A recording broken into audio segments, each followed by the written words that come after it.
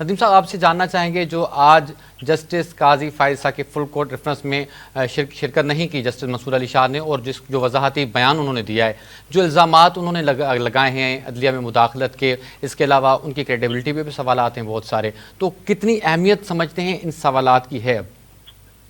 میں دیکھیں بات بالکل بجا ہے آپ کی کہ میرے خیال میں اس طرح ماضی میں اس طرح کی مثالیں ہمیں کوئی خال دکھائی دیتی ہیں، کمی دکھائی دیتی ہیں۔ جو منصور شاہ نے جو اتنا لمبا چوڑا جو خط لکھا ہے، کیونکہ وہ مسلسل خط و کتابت ہی ان کے درمیان چل رہی تھی، جب بھی کسی بینچ میں لیتے تھے اس وقت بھی معذرت کر لی جاتی تھی، اور پھر اس میں بھی دوسرا خط پھر یہ لکھا ہے۔ تو اس میں جو الزامات لگائے ہیں، اس نے خود جوڈیشری کو بھی اس کے اوپر کوسچن مارک لگا دیے ہیں بالکل ایسے ہی کہ آخر یہ ہے کیا۔ اور دوسری بات جو سب سے بڑی بات یہ ہے، جو چارج شیٹ، میں تو اسے چارج شیٹ کہوں گا، قاضی فائزی صاحب کے اوپر لگائی ہے انہوں نے کہ ان کے دور میں مداخلت جوڈیشری میں بہت زیادہ بڑھ گئی تھی، اور جو فیصلے انہوں نے کیے ہیں اس کے دورس اثرات مرتب ہوں گے، اور جو عدلیہ میں جو ڈویژن، وہ ان کا یہ بھی ایک بڑا اس کے اندر ہے، ڈویژن پیدا کر دی تھی، گروپنگ پیدا کر دی تھی، اور پھر یہ بھی کہ اختیارات کا ناجائز فائدہ اٹھایا انہوں نے، اور وہاں یعنی کہ جو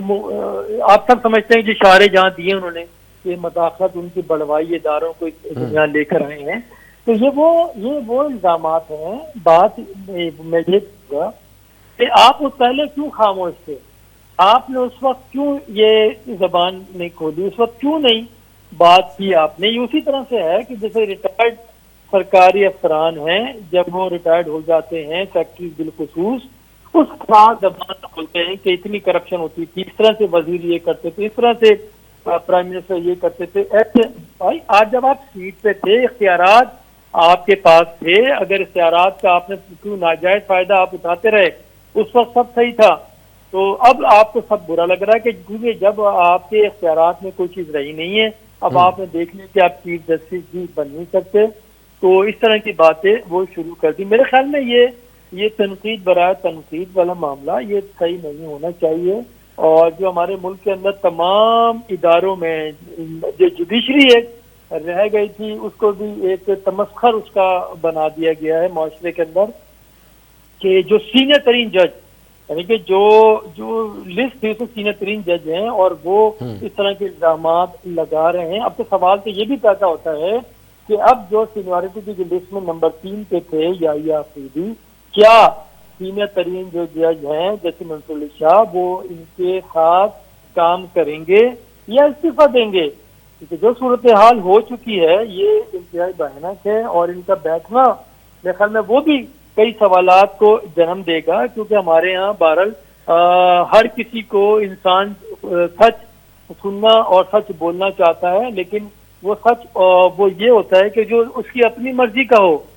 تو یہی ہماری جوڈیشری کے اندر ہے باقاعدہ، کیونکہ یہی عام پرسپشن جا رہا ہے کہ ایک پی ٹی آئی گروپ ہے اور ایک اس کا مخالف گروپ ہے، تو جہاں پہ اگر انصاف بھی اگر پسند چاہت اور فرمائش اور خواہشات کے اوپر مبنی ہوگا تو ایسے معاشرے نہیں چل سکتے، کہ زیادہ دیر تک نہیں چل سکتے۔ یہ خود اب ہوا دے رہے ہیں، خود یعنی کہ دعوت دے رہے ہیں کہ کچھ اور کیا جائے۔ ماضی میں مثالیں ہمارے پاس موجود ہیں، کس طرح سے ایمرجنسی کو لگانے کے لیے آگے بڑھتے تھے، پھر دیگر قوانین ہیں، جو مارشل ایڈمنسٹریٹرز ہیں، آمریت والوں کو ان کو جگہ دیتے تھے، ان کے لیے قانون میں ترمیم کر دی جاتی تھی۔ تو ایسے میں تو یہ جو سب کے سامنے ہے، تو ہم یہ کہہ سکتے ہیں ون لائنر یہ کہ کوئی بھی اب پارسا نہیں رہا، سب کے سب آ گئے ہیں اسی چکر میں آ گئے۔